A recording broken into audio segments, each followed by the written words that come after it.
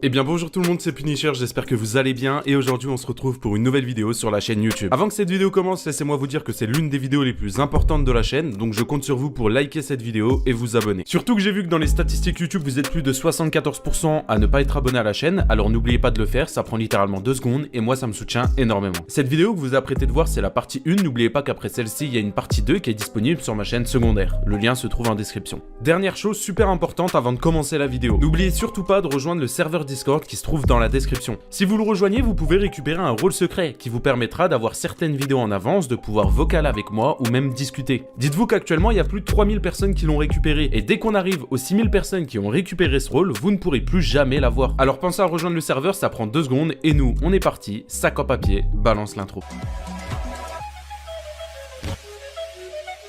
On va commencer par le début de l'histoire et les présentations des personnes qui sont à l'intérieur de ce drama. Commençons par le principal concerné, Kuta. C'est un TikToker connu pour ce genre de vidéos. Je suis sûr que toi aussi tu t'es déjà posé cette question. Dans ma vie d'enfance, il y avait toujours ce moment où j'ouvrais une boîte de crayons de couleur et là je pense qu'on a tous eu la même réaction.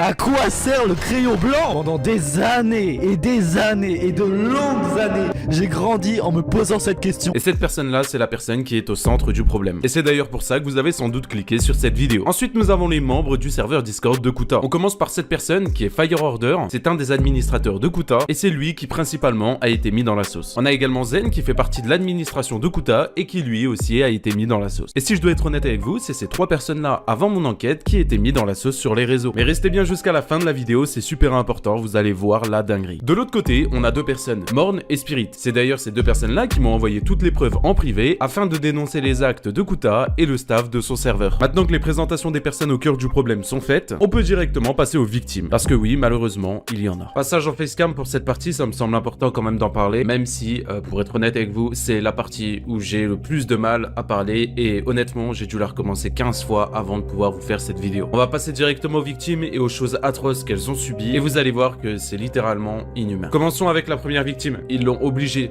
de se couper les cheveux avec un ciseau et de boire de la lessive. Voilà, il n'y a aucune vanne là-dedans, bien entendu, j'ai toutes les vidéos. Les screens que vous voyez, c'est bien entendu des screens des vidéos, c'est moi qui ai screen, qui ai flouté la victime par respect et bien heureusement.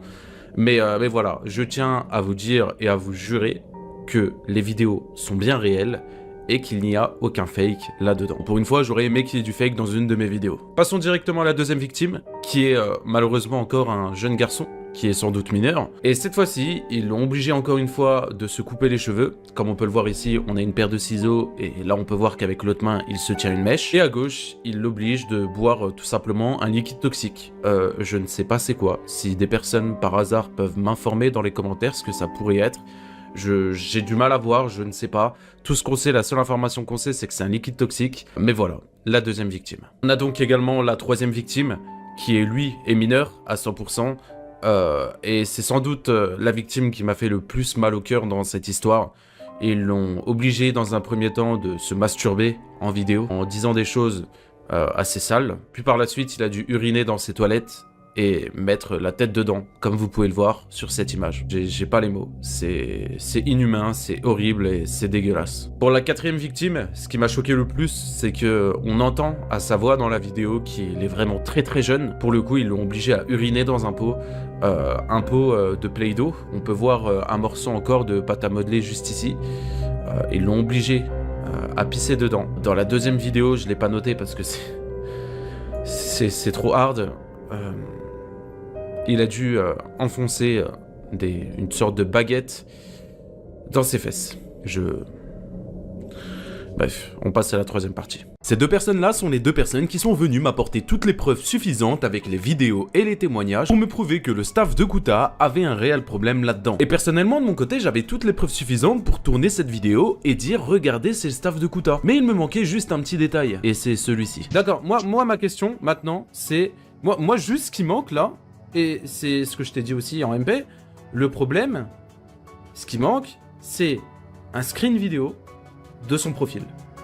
Effectivement, mais cela aurait dû être fait, mais malheureusement, la personne qui a rec n'y a pas pensé. Effectivement, sur toutes les preuves qu'on m'a envoyées depuis le début, il me manquait littéralement le plus important. Et c'est d'ailleurs pour ça que cette vidéo a mis du temps à sortir. C'est le temps d'avoir réellement toutes les preuves. Et dites-vous qu'à l'heure actuelle, je n'ai toujours pas de vidéo qui me prouve que c'est bien Fire Order. À aucun moment on m'a envoyé une vidéo, et pourtant vous l'avez bien vu juste avant, je l'ai demandé, une vidéo où quand on clique sur le profil, on voit le profil de Fire Order. Et là vous sentez la petite couille arriver et on commence à se poser de réelles questions sur cette affaire. Et entre nous, pour être honnête, faire des screens complètement fake, c'est possible. Regardez, exemple, ce screen là que vous voyez à l'écran, c'est quelqu'un qui a fait tourner ça sur moi il y a plus d'un an. Et si on vous montre ce screen dans un premier temps, vous pouvez y croire. Et croyez-moi que je le sais parce que j'ai dû me justifier un nombre incalculable de fois sur mon Discord pour dire que non, c'est complètement faux, et en plus de ça, c'est même pas ma façon de parler. Bref, revenons à cette affaire, et comme vous avez vu juste avant, il y avait une rediffusion de live. Ce live là, c'est moi qui ai décidé de le lancer pour éclaircir un peu plus cette affaire. C'est d'ailleurs pour ça que vous loupez souvent des masterclass, alors n'oubliez pas de me suivre sur Twitch, le lien se trouve en description. Durant cette rediffusion de live, j'étais en live littéralement avec tout le monde, Kuta, ses administrateurs, et la personne qui m'avait également envoyé toutes ces preuves là. Et pour être honnête, pour des personnes qui ont fait des choses littéralement atroces de base, je trouvais ça littéralement bizarre en plein live qu'ils avaient une bonne défense, et que par la suite, quand Morn est arrivé, Morn qui je répète est la personne qui m'a envoyé toutes les preuves contre eux, et bien cette personne a complètement parlé une autre langue. Et c'est à partir de ce moment-là où j'ai commencé à me poser de sérieuses questions. Je vous fais une petite aparté dans cette vidéo parce qu'il y a un point super important que je vous ai pas parlé. Je vous ai présenté dans un premier temps les personnes dans ce drama, mais aussi les victimes, et l'autre côté les personnes qui m'ont soi-disant balancé les preuves. Et ces preuves-là, sur le staff de Kuta, je vous les ai jamais montrées. Et croyez-moi que ce n'est pas pour rien, vu que ce sont des screens qui ont été complètement inventés et complètement faux, je ne vais pas les mettre dans cette vidéo pour que ça porte à confusion et que certaines personnes pensent que c'est vrai. Dernière petite chose sur la chaîne Punisher V2 qui est en description, c'est ma chaîne secondaire, je vous ai mis toute la rediffusion de la discussion entre moi, le staff de Kuta, et la discussion avec Morn. Donc en vrai, si vous voulez voir Morn baver sur son clavier, n'hésitez pas à aller la voir, le lien se trouve en description. Il y a également un élément super important que je n'ai pas parlé dans cette vidéo. Une personne dans toute cette histoire qui est un élément super important et qui a aidé énormément cette enquête, c'est cette personne-là, avocat. Et cette personne-là a fait un témoignage contre le staff de Kuta pour dénoncer certaines choses. Ce témoignage-là, je vais pas vous le mettre étant donné qu'il est faux. Par contre, je peux vous mettre le passage où cette personne-là avoue tout devant Morn. Ouais, Avo, du coup, tu voulais parler. Est-ce que tu peux nous résumer, du coup,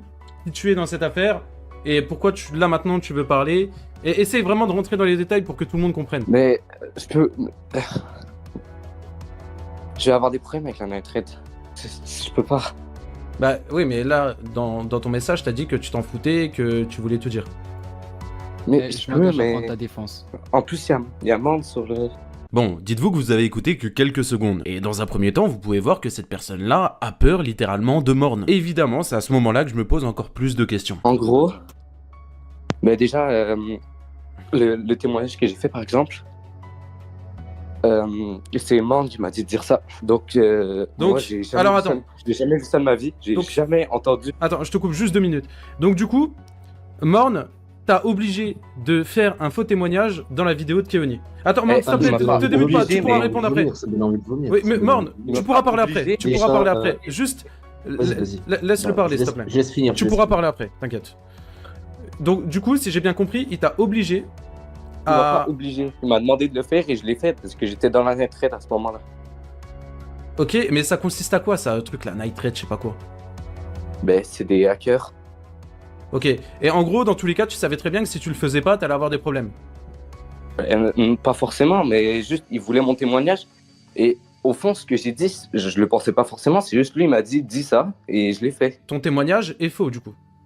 Oui, tout est faux. Jamais arrivé ça de ma vie. Et à partir de ce moment-là, comment vous expliquer que les doutes sur Morn prennent le dessus? Pour rappel, j'ai quand même demandé la preuve principale à Morn, c'est une vidéo qui prouve que la discussion est bien vraie, il n'est pas capable de me la donner, sans compter que pendant toute la discussion sur Discord qu'on a eue, il ne sait pas se défendre, et si des personnes ne me croient pas, n'hésitez pas à aller voir la vidéo juste après celle-ci qui est en description, et pour finir, la personne qui a fait un témoignage contre tout ça nous avoue qu'au final, tout est faux. Et encore une fois, vous allez voir que ça ne s'arrête pas là, parce que cette personne-là, Morn, je la connais, et je la connais depuis plusieurs années. Moi j'ai une question, ça n'a rien à voir, mais depuis tout à l'heure ça me trotte dans la tête, désolé. Est-ce que t'es la personne qui côtoyait Maydix à l'époque? Ouais. Ah, donc c'était toi le casse-couille qui marcelait littéralement. Ah ouais, c'est ça, totalement. Ok. Bah tiens. Bon, Ah moi bah, je ne vais pas plus loin. Moi je ne vais pas plus loin, je sais que t'as un cas social. Allez, salut. Ah d'accord. Non, mais Oh. ce mec-là m'a harcelé. Depuis tout à Ça l'heure, fait, c'était ça le fait combat. des années. Il fallait le faire au début alors. Non, je vais dire la vérité. Ça fait des années que ce mec il marcelle. Je les banne de partout. Il revient, il marcelle, il fait des comptes Twitter, des comptes Discord, tout ce que vous voulez. C'est un détraqué. Alors je pense que je vous dois quand même quelques explications. Il faut savoir que cette personne-là, Morne, je le connais depuis très très longtemps. C'est une personne qui marcelle depuis des années et des années, que ça soit sur Discord ou sur Twitter ou même d'autres réseaux. Et qu'en plus de tout ça, je découvre qu'il m'a littéralement menti sur toute la ligne. Je tiens à préciser que moi de base, je ne savais pas que ce mec était Morne, étant donné qu'il m'avait contacté sur Discord avec un autre pseudo. C'est une personne qui m'a jamais lâché depuis toutes ces années et qui a fait une fixette sur moi. Je tiens bien entendu à préciser quand il est venu me démarcher sur Discord avec toutes les preuves, il ne s'appelait pas Morne, il était venu sur un autre compte. Et regardez la preuve par vous-même, quand je lui ai envoyé un message pour lui demander de venir en vocal avec nous sur Discord en live, il m'a demandé de l'ajouter sur un autre compte. Parce qu'il savait très bien qu'il était dans la merde, parce que moi je le connaissais d'avant et je savais que c'était un harceleur. Et puis bon, évidemment quand les masques sont tombés et quand j'ai découvert la vérité, la seule chose qu'il a trouvé à faire c'est de dire j'ai pour projet de contacter Spider Games. En mode ça va changer quelque chose. J'ai également une chose super importante à ajouter, tout à l'heure je vous ai parlé d'avocat qui était venu dans la vocale sur Discord pour nous dire que Morne l'avait forcé à faire un faux témoignage. Eh bien sachez qu'il a dit qu'il allait le dox, donc en gros trouver toutes ces informations privées pour les leaks, sauf s'il venait me voir en disant que c'était fake. Bref, super le coup de pression. Pour cette histoire, j'aimerais quand même souligner Kuta, qui lui n'a strictement rien à faire dans cette histoire et a été accusé de certaines choses, alors qu'au final, c'est juste des choses qui se sont soi-disant parlé sur son serveur Discord et son nom a été associé. Et encore non, parce qu'on s'est rendu compte que les victimes étaient victimes de Morne et pas du staff de Kuta. Car oui, si jamais les 4 victimes que je vous ai parlé au début de cette vidéo ont été victimes de Morne, c'est Morne qui a forcé ses victimes à faire toutes ces choses et à aucun moment le staff de Kuta a été mis là-dedans. Et c'est pour ça que j'aimerais vraiment que vous compreniez le message que Kuta n'a rien fait dans l'histoire, que lui a été mis en plein dans la polémique alors qu'il n'avait rien fait et que ses staff Discord également. Pour cette fin de vidéo, il me semble important de laisser la parole à Kuta, alors on t'écoute. Pour commencer, je tiens à remercier Punisher qui m'a laissé s'exprimer dans son live et dans sa vidéo. C'est en grande partie grâce à lui que la vérité a été dévoilée sur cette affaire. Et concernant tout ce qui s'est passé, déjà évidemment je comprends tous ceux qui y ont cru parce que les personnes mal intentionnées derrière tout ça avaient bien préparé leur coup. Et aussi si la visibilité de cette histoire peut me permettre de transmettre un message, ce serait d'éviter de se faire un avis sur quelqu'un et d'envoyer des insultes ou de le juger juste par rapport à ce qu'un youtubeur ou une personne vous a dit sur internet. Parce que mes amis, ma copine et moi, on a quand même pris pas mal de haine durant cette histoire. Aujourd'hui avec du montage photo, des montages vidéo ou simplement des faux comptes, malheureusement on peut faire des fausses preuves. Donc voilà, je pense que c'est important d'essayer d'en savoir plus sur l'histoire si on souhaite porter un jugement, parce que ça peut vraiment être vécu comme une injustice si la personne est innocente. Après je comprends totalement la haine que certains ont pu ressentir, ça concerne quand même des faits qui sont très graves. Et d'ailleurs en parlant de tous ces actes horribles qui se sont produits, pour tous les jeunes qui regardent la vidéo, faites très attention à qui vous parlez sur Discord. Et si ça concernait que moi, je dirais à tous les jeunes de ne jamais aller sur Discord. Discord est un repère à tout un tas de personnes mal intentionnées. Si les personnes à qui vous parlez commencent à vous faire du chantage ou à vous faire croire qu'elles ont des informations personnelles sur vous, bloquez-les immédiatement. Ce type de personnes essaye de vous manipuler. Cette vidéo que vous venez de visionner est la première partie de cette affaire. Sachez que j'ai sorti une deuxième partie sur la chaîne Punisher V2 où dedans je laisse la parole à Zen et Fire Order qui eux aussi sont concernés par cette affaire. Si jamais ça vous intéresse, le lien se trouve en description. Tout comme la rediffusion de live où j'ai parlé avec Kuta, son staff et Morne. Les deux liens se trouvent en description, n'hésitez pas. J'espère que de cette côté cette vidéo vous a plu. Si c'est le cas, n'oubliez pas de mettre un petit pouce bleu, vous abonner à la chaîne pour me soutenir, ça fait énormément plaisir. On est bientôt sur 30 000 alors je compte sur vous. Sur ce, c'était Punisher et si tu veux voir la deuxième partie, t'as juste à cliquer sur l'écran, elle s'affiche là.